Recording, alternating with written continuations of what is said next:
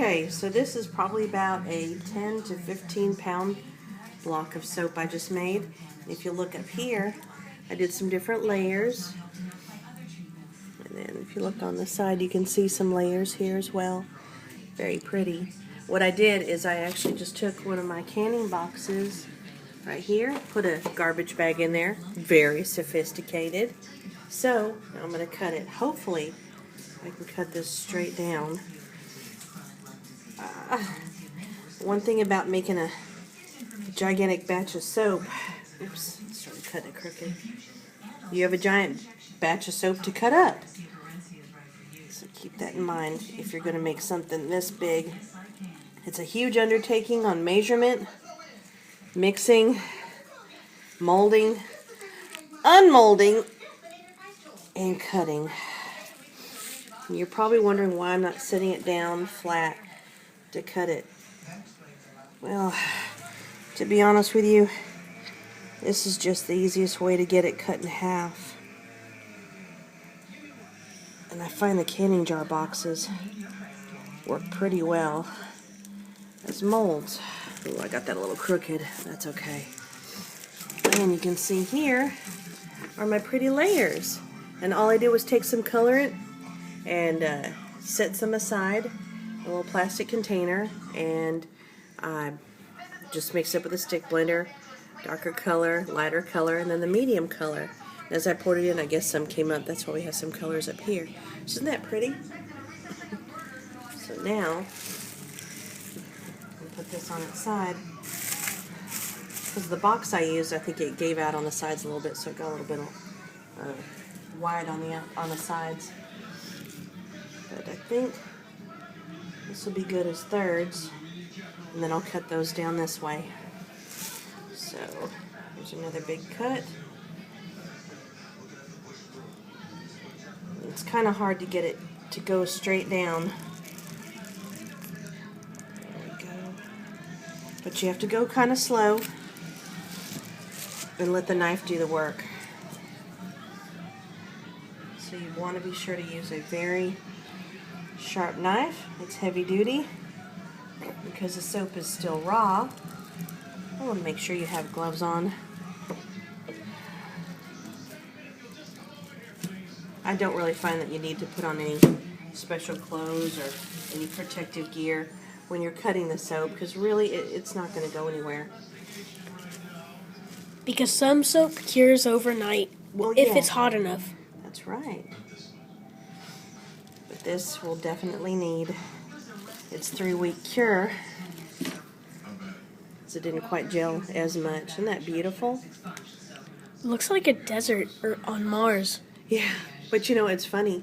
This is actually Citrus Splash scent. It's very, very citrusy, very tangerine-y and, you know, lemony. And I was actually trying to get this a little bit more orange to make it like a citrusy, but you know what? It smells pretty good. I mean, because of the darkness and then the light part, it looks like a sun on the horizon, and then the sky just gets darker. That's right. That's just beautiful, everyone. Absolutely lovely.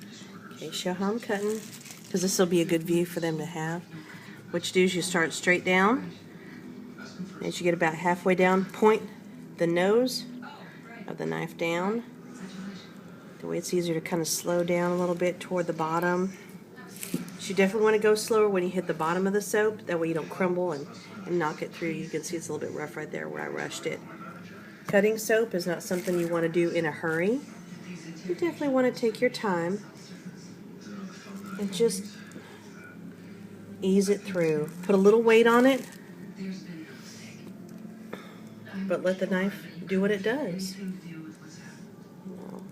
I tend to rush it sometimes, and I know I shouldn't, but it'll just go through itself. And if you use a really good knife, you can get a really good cut like that.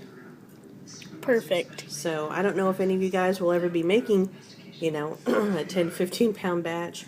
Actually, I think this is more like 15 or 16 pounds. But here we go. Pretty. So that is how you cut up the soap, and I'll show you all of it cut up in a minute.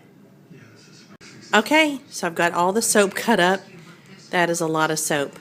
And if you're wondering what size box I used, this is actually the wide mouth pint jars. So, and actually did break a little bit under the weight of the soap. It's no wonder. But here's a nice close-up. I'm trying to get as close as I can without it getting blurry. But I added a little bit of gold mica to the soap too. See how pretty that is? All the different colors in there, and actually tried to make it a little bit more pinkish, but it's got some little spots in there. No biggie. But it's really pretty. Look at all that soap it made. And it's so fruity and citrusy and nice. Oh, this is going to be wonderful. You'll notice some of the bars are a little bit bigger. See, a little bit smaller, but that's okay. As my hubby likes bigger bars, you know, I like the smaller bars, and, you know, plus there's more bars to give away. I do have some here. There are some little corners that I cut off that, you know, I'm trying to straighten out a couple of bars. And this I'm going to save. What I'll do is the next batch, if it's a coordinating scent, I'll just chop this up and throw this into the next batch. They could be little cubes, or I'll grate them up and have like little shavings in the soap. But it'll be really nice. So I do like a lemon verbena, or, you know, strawberry or mulberry or something. I'll just throw those in there. It'll be a really nice coordinating scent. So I don't think I can get it all in one view. But that's a lot of soap. Now I'll have no excuse for being stinky. But I think they're really nice. So that's how you cut up your soap.